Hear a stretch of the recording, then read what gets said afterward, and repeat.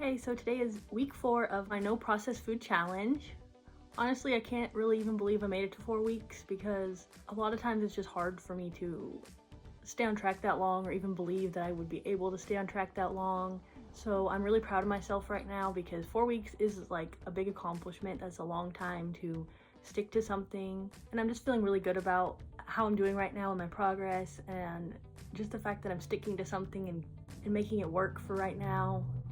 I still don't really know how long this challenge will be because I had initially balked at the idea of a 100-day challenge. I didn't think it was possible. I didn't think I could do it. But I also wouldn't have really thought I would make it, four weeks. Like that's a long time to do something, keep it in mind, not be tempted or drawn off the track. Several times I had difficult days, but something about having this challenge has made me stay focused and want to keep going and not break my streak, not ruin what I've been working hard for every day. So originally I thought maybe if I don't do a 100-day challenge, I'll do a 30-day challenge, but then I've got 4 weeks done. I do think I want to keep it going longer than just a 30-day thing because I'm sticking to it. It's keeping me on track. It's putting me in a much better mindset with myself. I've not felt a lot of sadness and depression since I've started this because either I've just been too busy with stuff or staying on track has made me not feel bad about myself, self-deprecating, angry, upset, sad, depressed.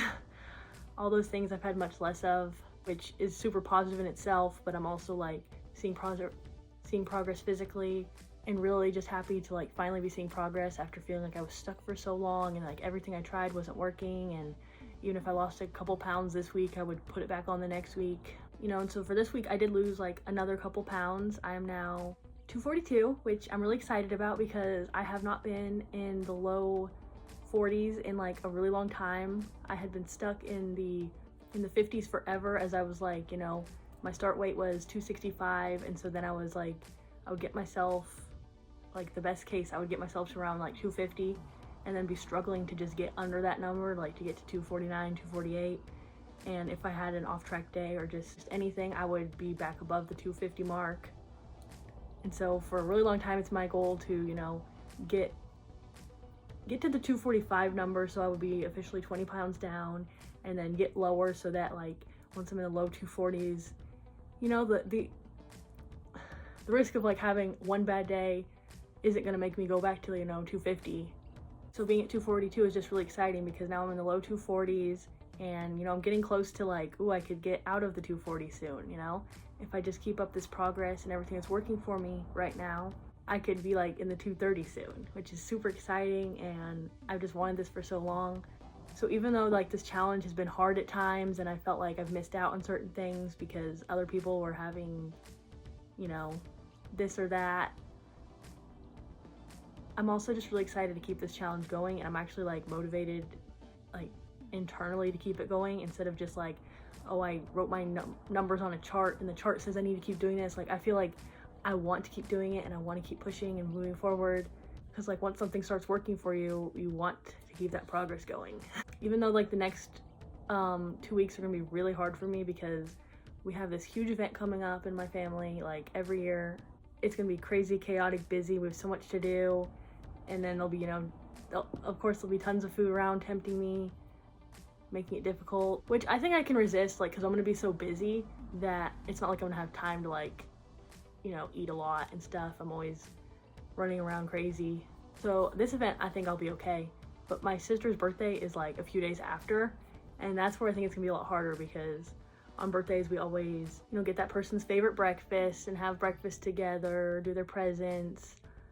Then depending on what time of the year it is, summer, she doesn't have school, which usually means you kind of just do whatever you want all day.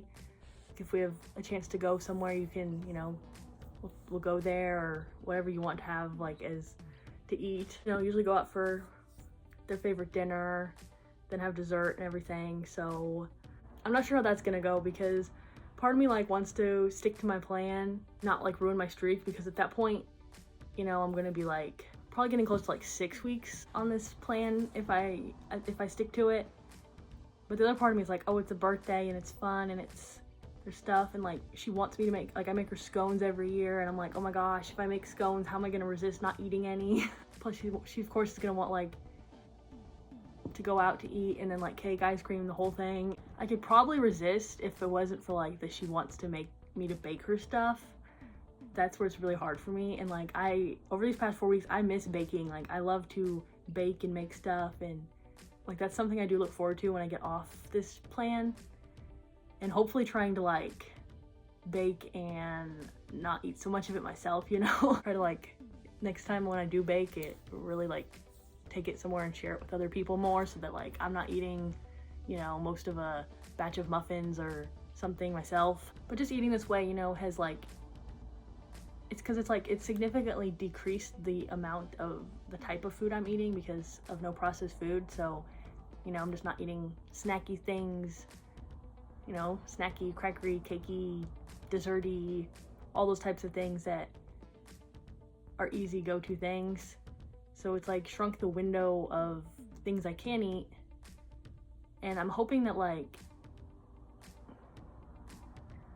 it's also kind of changing my mindset about food, because like, so that when I go off of this and do have more things brought back in, that I don't like go off the rails and be crazy.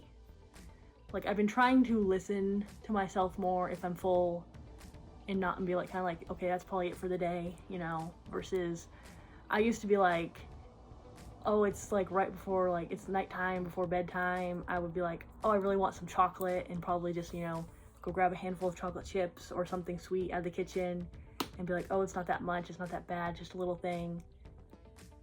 That does add up, you know, every day.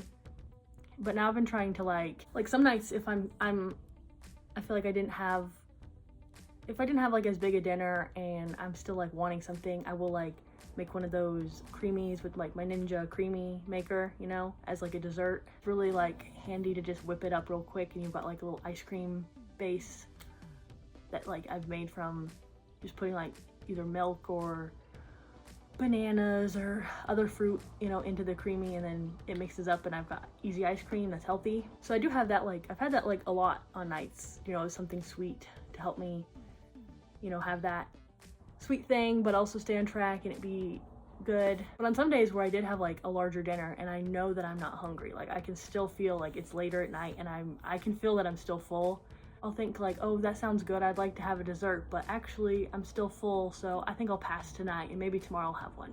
You know, things like that, where I hope I'm like learning to be more mindful with what I'm eating and not just, okay, oh, I want something sweet, I should have something sweet, thinking about if I'm actually hungry and if I actually want to have it and if it kind of fits into what I think I've done for the day. I mean, I'm not counting calories or anything like at all. I've done that in the past, so I do feel like I sort of know what seems right, you know, to eat. If I'm eating on track, I kind of know it feels like a decent balance, and I don't like to count, so I don't.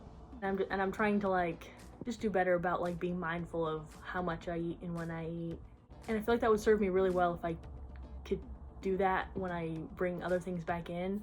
Hopefully, you know, like if I make muffins, you know, instead of just wanting to grab one every time I'm in the kitchen because it's there and it's good and I want it, like being more mindful of if I'm hungry and if it fits in my window of what I would like to eat, and if I've already like trying to eat, you know, make sure I fit in like healthier things like fruits and vegetables before I just go grab that type of thing.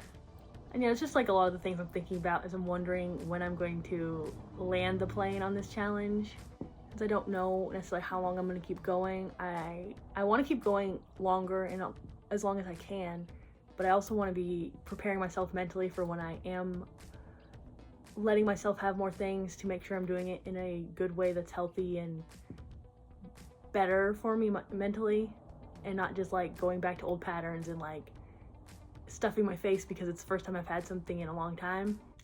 So just keeping that in mind, but at the moment I'm pretty committed to keeping this going for at least the next few weeks, and I'm hoping to keep coming through with updates and keep losing weight. And I'm happy and confident that if I just keep doing what I'm doing, I will keep seeing this progress.